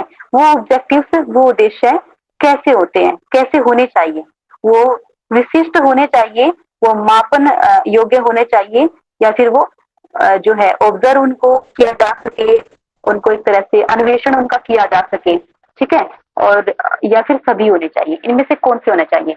विशिष्ट, मापन योग्य, और जो है अन्वेषण योग्य, और सभी। बताएं डी कौन सा होगा? All of this. जो ठीक है, आप अपने जो आपने आंसर दिया है उसको स्पष्ट करें, क्यों होगा? आज क्वेश्चन सर की क्लास में इससे थोड़ा सा समय और ले सकते हैं हम, 2-4 मिनट। मैम बताएं इसलिए ना। होता है क्योंकि जैसे अगर कोई लिखित या जो दिया जाता है, जैसे हम कुछ किसी को बता रहे हैं, तो जरूरी नहीं जैसे हम बता रहे हैं तो उसका ऑब्जर्व भी तो हम कर सकते हैं ना बाद में, कि हम जो किसी को दे रहे हैं, किसी को बता रहे हैं, तो सिर्फ ऐसा नहीं है ना कि हमने उसको बताया और वो चीजें खत्म हो गई। जब तक हम ऑब्जर्व नहीं करेंगे कि उसका इफेक्ट क्या हुआ, वो स्पेसिफिक, अगर कोई बच्चा, मान के चलते हैं कि कोई बच्चा ज्यादा वीक है, अगर हम उसके लिए उद्देश्य से बना रहे हैं तो वो स्पेसिफिक होगा, सिर्फ उसी के लिए होगा ना, बिल्कुल। जरूरी नहीं है कि हर किसी के लिए वो चीजें सेम होंगी। हाँ, वो विशिष्ट भी हो सकती है वो। मेजरेबल इसलिए होगा क्योंकि जो हमने चीजें बनाई उसका क्या इफेक्ट हुआ, उसका मेजर भी तो हमें करना होगा। बिल्कुल सही बताया आपने, और एक अच्छी अंडरस्टैंडिंग है, बन गई आपकी। तो इसमें विशिष्ट भी होगा, वो ऑब्जर्वेबल भी होगा, अन्वेषण भी हम उसका कर सकें, उसको देख सकें, और उसको मेजर भी कर सके, उसका मापन भी कर सके। और विशिष्ट के साथ साथ वो जनरल भी हो सकता है, ठीक है, लेकिन विशिष्ट भी गलत नहीं है, विशिष्ट भी हो सकता है कि जो इंडिविजुअल डिफरेंसेस को ध्यान में रखे हम उसको विशिष्ट उद्देश्य भी हमें रखे जा सकते हैं, कि कोई जो हाई डिग्री ऑफ, मतलब हाई इंटेलेक्चुअल है क्लास में, कोई मंद बुद्धि है, कोई एवरेज है, ठीक है, तो उसके हिसाब से हम कोई विशिष्ट उद्देश्य भी दे सकते हैं, ठीक है। In context of dynamic teaching environment which of the following statement is true. जो गतिशीलता शिक्षण है, शैक्षणिक वातावरण है, गतिशील शैक्षणिक वातावरण है उसमें कौन सी स्टेटमेंट ठीक जो है, कौन सा वाक्य कौन सा कथन ठीक होता है। देखिए आप, teacher is a dependent variable. Teacher जो शिक्षक है वो एक आश्रित चर है और बच्चा स्वतंत्र चर है। दूसरी स्टेटमेंट है टीचर स्वतंत्र चर है, बच्चा आश्रित चर है। तीसरा है कि जो टीचर है और स्टूडेंट है दोनों इंटरवेनिंग है, और नन ऑफ दीज। बताओ। गतिशील बी मैम, शैक्षणिक वातावरण, बी। बी।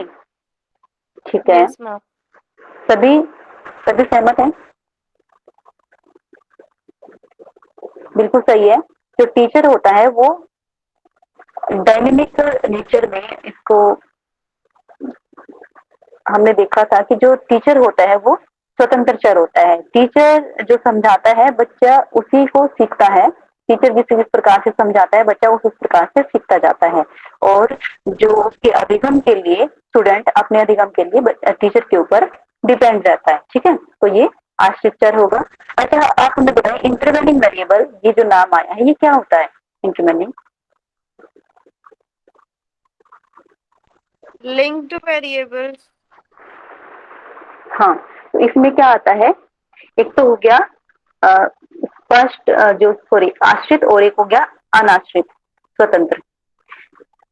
एक तो हो गया टीचर, दूसरा हो गया स्टूडेंट। तो हमने सुना, हमने पढ़ा था कल, जो प्रोसेस है लास्ट में हमने पढ़ा था कि प्रोसेस ये द्विमुखी होती है, त्रिमुखी होती है और चतुर्मुखी होती है। ठीक है, तो उस प्रोसेस में जो द्विमुखी होती है वो उसका नैरो नैरो टीचिंग होती है। वो नैरो मतलब कि वो संकुचित होती है। ठीक है, जो द्विमुखी होती है। और जो ट्राइपोलर होती है और क्वाड्रिपोलर होती है ना, वो क्या होती है? ब्रॉड होती है, मतलब विस्तृत होती है शिक्षण। तो इसमें इसमें नैरो में क्या था? बाइपोलर में हमने दो वेरिएबल्स लिए थे, टीचर और स्टूडेंट। ठीक, तो तीसरा हमने इसमें लिया था, तीसरे जब हमें ट्राइपोलर हमने पढ़ा था, त्रिमुखी उसने पढ़ा था, तो पूनम प्रसाद जी बताएंगी कि तीसरे में जो त्रिमुखी जो प्रक्रिया थी उसमें क्या था? शिक्षण प्रक्रिया में कौन कौन से थे? तीन कौन कौन से आएंगे यहाँ पे? इन बॉक्स को पूरा करिए। मैम इसमें 3 है, एक शिक्षक हो गया, एक छात्र है, एक पाठ्यक्रम है। पाठ्यक्रम, बिल्कुल सही। तो इसमें जो क्यूरिकुलम आ जाता है ना, जो पाठ्यक्रम आ जाता है, कौन सा सब्जेक्ट, ये जो सब्जेक्ट है उसके लिए डिवाइसेस हैं, उसके लिए बुक्स वगैरह हैं। ठीक है, जो हमें हेल्प करता है शिक्षण के लिए। एक तो सीखने वाला हो गया, एक सिखाने वाला हो गया। ये तो सिखाने वाला और ये सीखने वाला। उसमें जो हेल्प करता है ना सिखाने के लिए, जिस मेथड को वो टीचर यूज करता है, जिस बुक्स को वो यूज करता है, वो इंटरवेनिंग है। ठीक है, I think it is clear to you. आगे चलते हैं। Execute the following teaching neighbors, classroom environment is required to be sufficiently open and independent. तो वो खुला वातावरण होना चाहिए कक्षा का और स्वतंत्र होना चाहिए। कौन से लेवल पे होता है? वो मेमोरी लेवल पे होता है, रिफ्लेक्टिव, ये है स्मृति स्तर।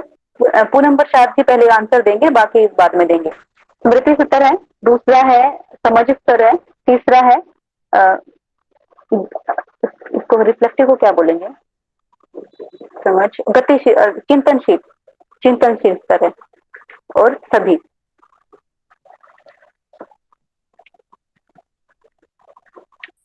स्मृति स्तर पहला, और पहले तो प्रश्न दोबारा से रिपीट कर देते हैं, प्रश्न को समझिए कि किस लेवल में इनमें से जो तीनों दिए गए हैं, इन तीनों में से किस लेवल में जो कक्षा का वातावरण होता है खुला होना चाहिए और स्वतंत्र वातावरण होना चाहिए? स्मृति स्तर में, समझ स्तर में, और चिंतनशील स्तर में, या फिर सभी में? सभी में। अच्छा, ठीक है पूनम जी। अच्छा, ये बताइए मुझे कि जो विद्यार्थी केंद्रित जो शिक्षा होती है, टीचिंग होती है, शिक्षण, विद्यार्थी केंद्रित शिक्षण, इन तीनों लेवल में से किस में होगा? मैम मेमोरी में, सॉरी मैम, चिंतन में, पूनम जी बताएंगे पहले। रिफ्लेक्टिव लेवल में। एक बार पूनम जी से बात हो रही थी, वो बताएंगे पहले। मैम क्या आप पूछिए। हमने पूछा है कि जो स्मृति स्तर है, समझ स्तर है और चिंतनशील स्तर है, उनमें से विद्यार्थी केंद्रित शिक्षण कौन से स्तर पे है?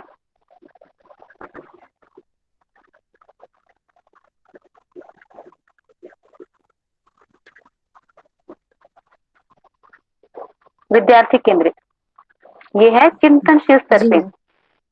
मेमोरी लेवल में क्या चिंतन। है, स्मृति स्तर में ये शिक्षक केंद्रित है, ठीक है। और ये अंडरस्टैंडिंग में दोनों पे, और ये इससे child centred. What is meant by term curriculum? पाठ्यक्रम से आप क्या समझते हैं? पाठ्यक्रम क्या है? Subject of study offered by educational institution, जो शैक्षणिक संस्थान है उसके द्वारा जो स्टडी मटेरियल दिया जाता है, सब्जेक्ट दिया जाता है, विषय, वो होता है क्यूरिकुलम। या फिर क्यूरिकुलम का तो आप समझ गए कि पाठ्यक्रम होता है ये। Organised whole of learning and experiences provided by educational institution to realise set goal, जो ऑर्गेनाइज एक तरह से अधिगम और उसके एक्सपीरियंस, उसके अनुभव होते हैं जो कि शैक्षणिक संस्थान द्वारा सेट किए जाते हैं, वो होते हैं। या फिर जो एक पाठ्यचर्या होती है विभिन्न विषयों के, और प्लस में प्रैक्टिकल भी होते हैं, डेजर्टेशन भी होती है, उसको क्यूरिकुलम बोलते हैं। या फिर जो सैद्धांतिक और प्रायोगिक जो कोर्सेज होते हैं उनको क्वालिफाई करना, वो एक लेवल होता है एजुकेशन, उसको बोलते हैं। बताएं आप किसको बोलते हैं? पाठ्यक्रम।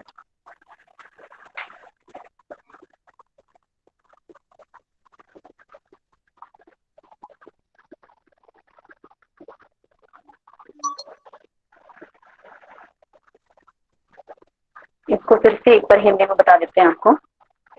कोई तो बताएं, इंग्लिश वाले तो बताएं, सामने लिखा हुआ है आपके। हम सारे वर्ड एक ही जैसे लग रहे हैं इसमें तो। सारे वर्ड एक ही जैसे लग रहे हैं। देखिए ज्यादातर इसका हिंदी में तो वैसे समझ आ गया, वो कोई दिक्कत नहीं है, ठीक है। अच्छा, क्योंकि जो ऑफर की जाती है एजुकेशन के थ्रू, अब एजुकेशन जो इंस्टीट्यूशन है उसके थ्रू जो स्टडी मटेरियल जो ऑफर की जाती है सब्जेक्ट से रिलेटेड। Yes ma'am. देखिए जो हम दोबारा जो से विषय एक बार, हाँ जी, हाँ आप उत्तर बता रहे हैं, बताइए। जो पाठ्यक्रम क्रम में जो विषय है, जैसे जो बुक्स है या फिर सिलेबस है, वो समझ सकते हैं क्या? कौन सा इसमें ऑप्शन बताएं, आप कौन सा बता रहे हैं? देखिए इसका पहले तो प्रश्न को समझ लेते हैं। प्रश्न में क्या पूछा गया है कि पाठ्यक्रम शब्द का क्या अर्थ है?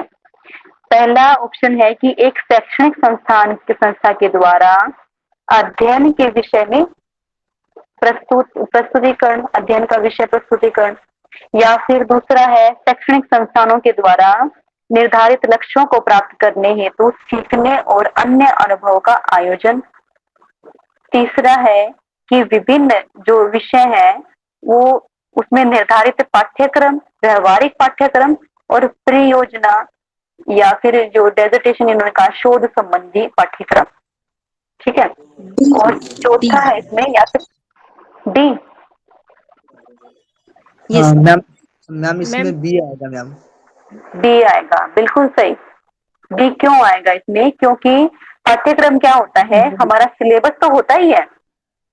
पाठ्यक्रम में हमारा पाठ्यचर्या तो आती है, कल भी आपको बताया था, पाठ्यचर्या तो इसमें इंक्लूड होती ही है जो हम सब्जेक्ट पढ़ते हैं।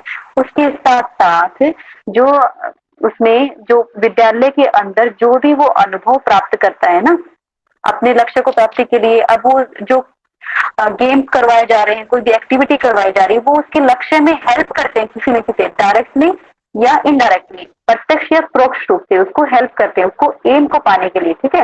वो जो एक्सपीरियंसेस है वो भी उसमें जो है इंक्लूड होंगे, ठीक है। ये ऑर्गेनाइज है, ऑर्गेनाइज किया गया है इसको। लर्निंग अधिगम का लर्निंग कैसे ऑर्गेनाइज हो, और वो एक्सपीरियंसेस, ये जो कीवर्ड्स हैं इसको आप देखिए, बिल्कुल सही आपने बताया है। आगे चलते हैं, आपको समझ में आ गया होगा शायद।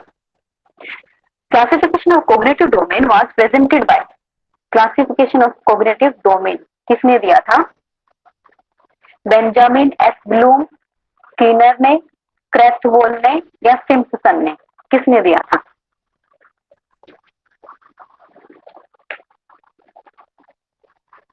बहुत इजी है ये, इस कक्षा को अभी तो जो है काफी 10 क्वेश्चन और बचे हैं, तो हम सोच रहे हैं कि आज सर की क्लास नहीं है तो उसको पूरा कर दें, लेकिन नॉट मोर देन 10 मिनट्स, तो आप फटाफट आंसर दें।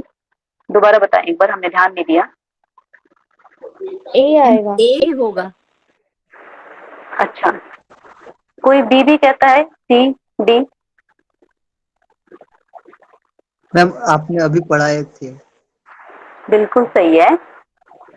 ये किससे रिलेटेड है? इसका कीवर्ड क्या है इसको याद करने का?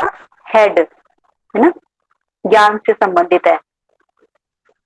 तो बेंजामिन ब्लूम ने जो क्रेथवोल है, जो हम इसका बता रहे थे, इनके जो शिष्य हुए हैं जिन्होंने इनके हायरार्की सिस्टम जो इन्होंने स्टेप्स दिए हैं उनको आगे जो डेवलप किया है, ये डेविड है, ठीक है, डेविड क्रेथवोल।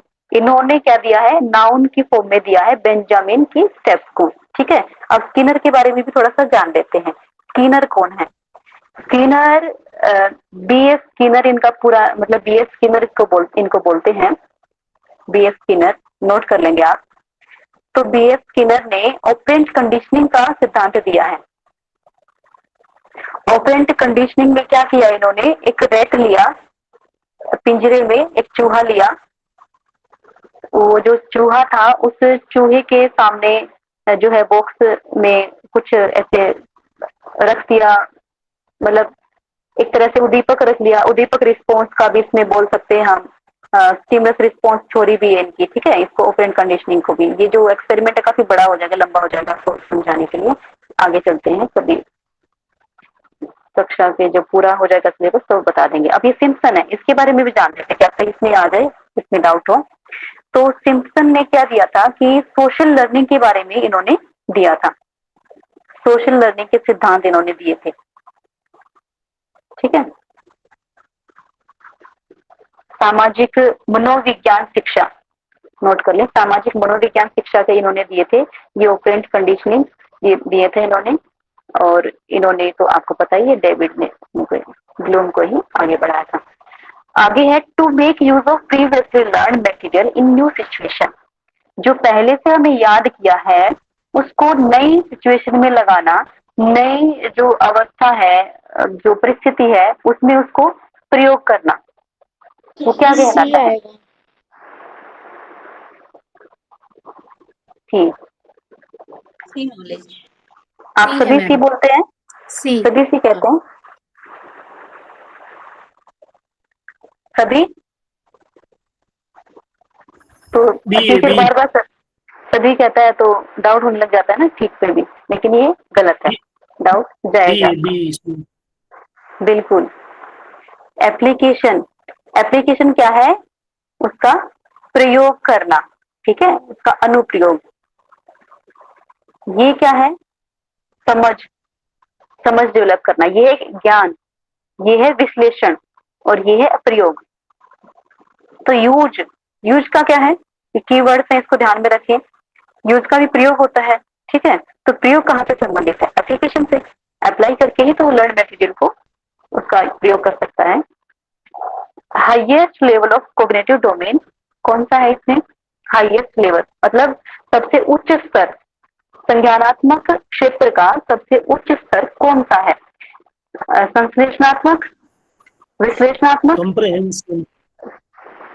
इवेल्युएशन, मूल्यांकन। रेखाराम जी दोबारा देखिए आप इसको।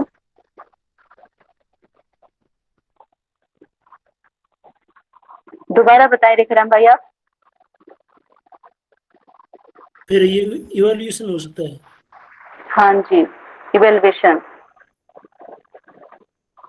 इवेल्युएशन सबसे लास्ट था। At authoritarian level teacher is, जब अथॉरिटी वो करता है, वो सिर्फ इंस्ट्रक्शन देता है, उसके बच्चे की सुनता नहीं है, ठीक है। तो उसमें टीचिंग शिक्षण कैसा होता है? उसमें चाइल्ड सेंटर्ड होता है, विद्यार्थी केंद्रित होता है, अनुभव केंद्रित होता है, अनुभव आधारित, या फिर हेडमास्टर केंद्रित होता है, या फिर शिक्षक केंद्रित होता है? ऑथोरिटी एरिया मतलब बच्चे को जब वो एक तरह से उसके ऊपर तानाशाही दिखा रहा है, आप ऐसा समझ सकते हैं। कौन सा लेवल है ये पूरम जी बताएंगे। मैम ये शिक्षक केंद्रित होता है। बिल्कुल सही, आप सभी ने सही बताया। ठीक है, आगे match the following.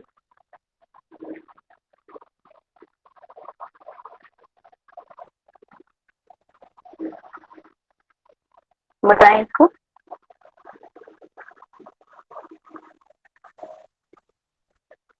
Learning by doing किसने दिया था, मतलब किससे रिलेट करेंगे?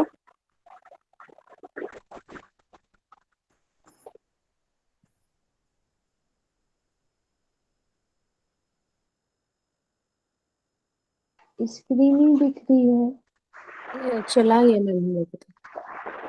हाँ, अब देखिए,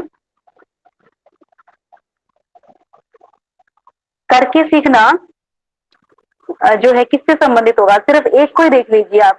करके सीखना किससे संबंधित होगा? प्रकृतिवाद से, आदर्शवाद से, या प्रयोजनवाद से?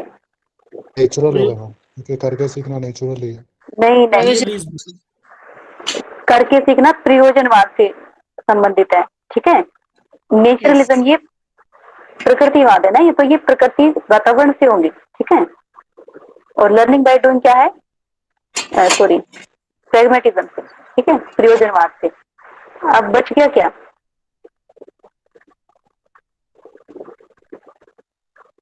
फोर्थ का अच्छा रियलिज्म हो गया मैम। हाँ, अब देखिए, अभी इन दोनों को ही देख लीजिए, आपको आंसर मिल जाएगा। किसमें ये दोनों की कौन से ऑप्शन में है? बी ऑप्शन में। पहले का तीसरा, ठीक है, बी का 1, सी का 2, हाँ, डी का 4, रियलिज्म वर्ड। हाँ, बिल्कुल सही है। अब इसमें क्या है फोर्थ में, इसको भी देख लेते हैं एक बार थोड़ा सा कि क्या बताया गया। World is it is, world as it is here and now. ये क्या कहते हैं? कुछ जो प्रवर्तक हैं, कुछ वो कहते हैं कि जो हमें दिखाई दे रहा है, जो अभी संसार में है, वो ही सब कुछ है। तो वो किससे संबंधित है? वो वास्तविकता का जो सिद्धांत है ना, वास्तविकतावाद है, उससे संबंधित है ये। ठीक है, ये रियलिज्म से। प्रत्यक्षवाद का मैम वास्तविकवाद। हाँ, प्रत्यक्षवाद भी कह सकते हैं, प्रत्यक्षवाद भी कह सकते हैं, वास्तविकतावाद भी कह सकते हैं। ठीक है, क्लियर है सभी option? Intellectual skills are reflected by, जो बौद्धिक कौशल होते हैं वो किससे हम बता सकते हैं कि बौद्धिक कौशल किस में आएगा? गतिशीलता में, संज्ञानात्मक में, भावनात्मक में। अफेक्टिव को भावनात्मक कहते हैं हिंदी में।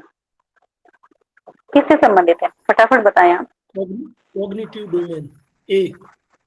बिल्कुल सही, बौद्धिक स्तर इससे कॉग्निटिव स्तर से संबंधित है, संज्ञानात्मक से, क्योंकि ज्ञान इसी में है। तो ज्ञान कहाँ से? बुद्धि से संबंधित है। Attitudes, values and interest are reflected by. पिछला थोड़ा क्वेश्चन बताइएगा, क्वेश्चन समझाने था पिछले वाला।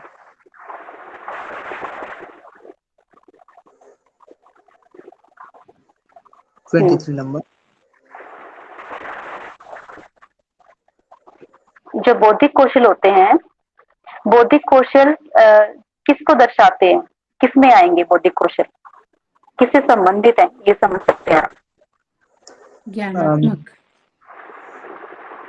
हमने समझा मैम कि भौतिक कौशल यानी जो चीजें रहती है ना, तो वो भौतिक नहीं, बौद्धिक, इंटेलेक्चुअल। मैम सॉरी, बुद्धि से संबंधित, बुद्धि से। सॉरी मैम, क्लियर है। ठीक है, इट्स ओके। से समझा इसलिए हाँ हाँ, कोई बात नहीं। हाँ, भौतिक तो हो सकता है शब्द प्रोनाउंसिएशन में समझ में आने में। ठीक है, आज इतना ही रखते हैं। इसकी पीडीएफ जो है, बाकी जो क्वेश्चन है वो आपको भेज देंगे। ग्रुप में, और कल आप कक्षा में उसको करके आएंगे, जो डाउट्स हो आप लेकर आएंगे। कक्षा का समापन करते हैं। कमर गर्दन सीधी, आंखें कोमलता से बंद, हाथ नमस्ते की मुद्रा में या ज्ञान मुद्रा में। लंबी गहरी श्वास। अभी सब लोग रुकेंगे, क्लास छोड़ेंगे नहीं।